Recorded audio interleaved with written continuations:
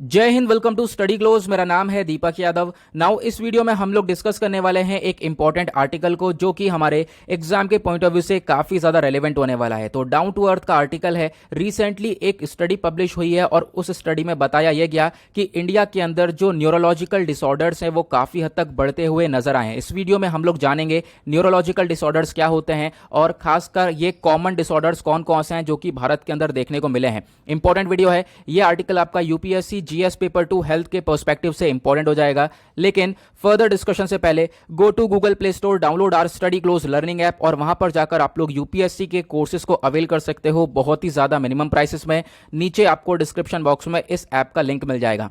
साथ ही साथ study close का एक और यूट्यूब चैनल है वनडे एग्जाम्स के लिए। नीचे डिस्क्रिप्शन बॉक्स में उसका लिंक भी दिया गया है, जाकर उसको भी सब्सक्राइब कर लेना। ये मेरी इंस्टाग्राम आईडी है दीपक यादव एजुकेशन। चाहो तो आप लोग फॉलो कर सकते हो। अपनी जितनी भी क्वेरीज हैं मुझसे आप लोग वहां पर पूछ सकते हो। बात करते हैं न्यूज क्या है। अभी हम लोगों ने देखा कि रिसेंटली एक स्टडी पब्लिश करी गई कहां पर, लैंसेट ग्लोबल हेल्थ के अंदर। और ये एक ऐसा पहला कॉम्प्रहेंसिव एनालिसिस लाया गया है जो कि 1990 से लेकर 2019 तक के टाइम का कवर किया गया। और इसमें पता यह चलता है कि इंडिया के अंदर जो न्यूरोलॉजिकल डिजीज बर्डन है ये काफी ज्यादा है। ठीक है, इसको हम लोग आगे देखेंगे। जो पर्टिकुलर डेटा एनालिसिस है वो आगे मैंने डिस्कस किया हुआ है। ओके, यहां पे जो स्टडी है बेसिकली एक पार्ट है किसका, global burden of disease study 2019 का। पहले आपको स्टडी के बारे में जाना जरूरी है।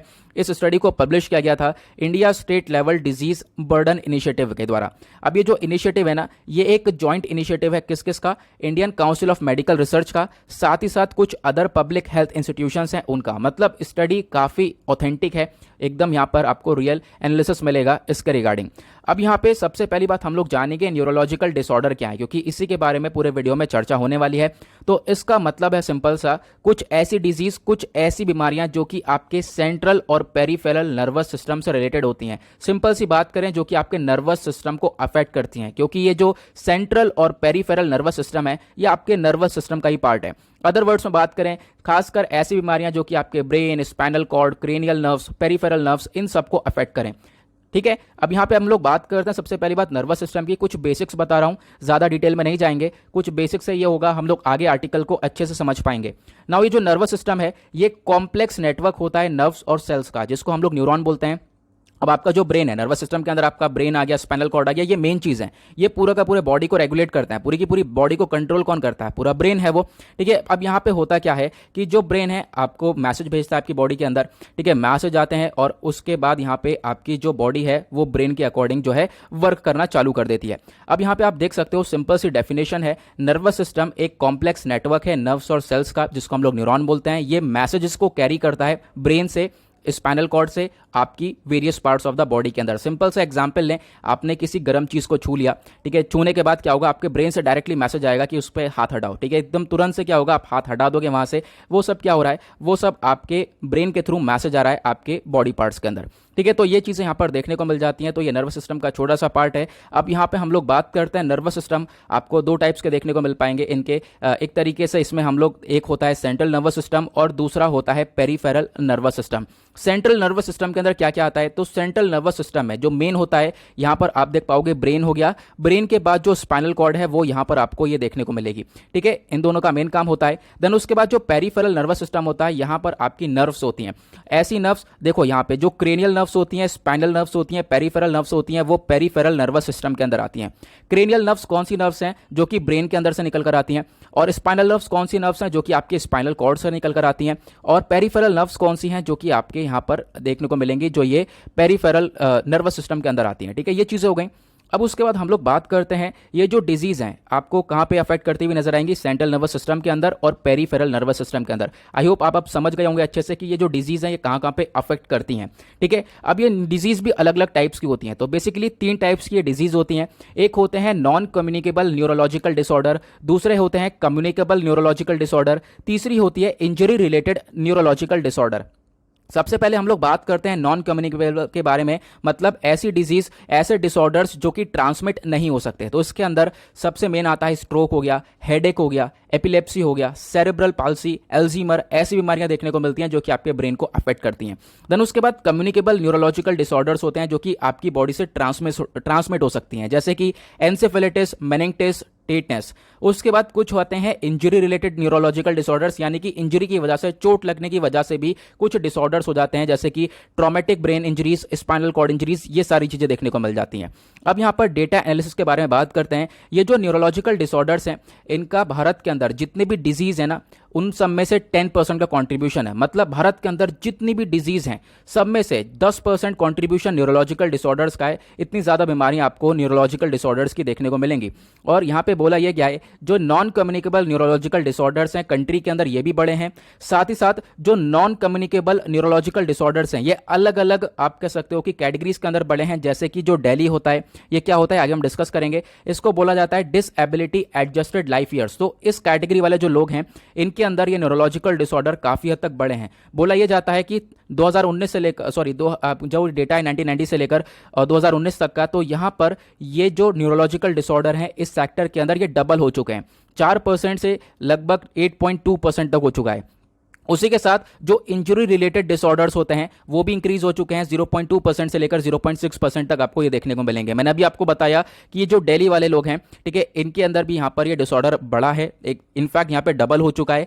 तो यहाँ पर ये दिल्ली क्या होता है, तो आपको ध्यान रखना है, यह है डिसएबिलिटी एडजस्टेड लाइफ ईयर। मतलब कि एक ऐसा व्यक्ति, ठीक है, जिसकी आधे साल तो बर्बाद हो चुके हैं डिसेबिलिटी की वजह से या फिर किसी पर्टिकुलर डिजीज की वजह से, आधे साल उसके बर्बाद हो चुके हैं।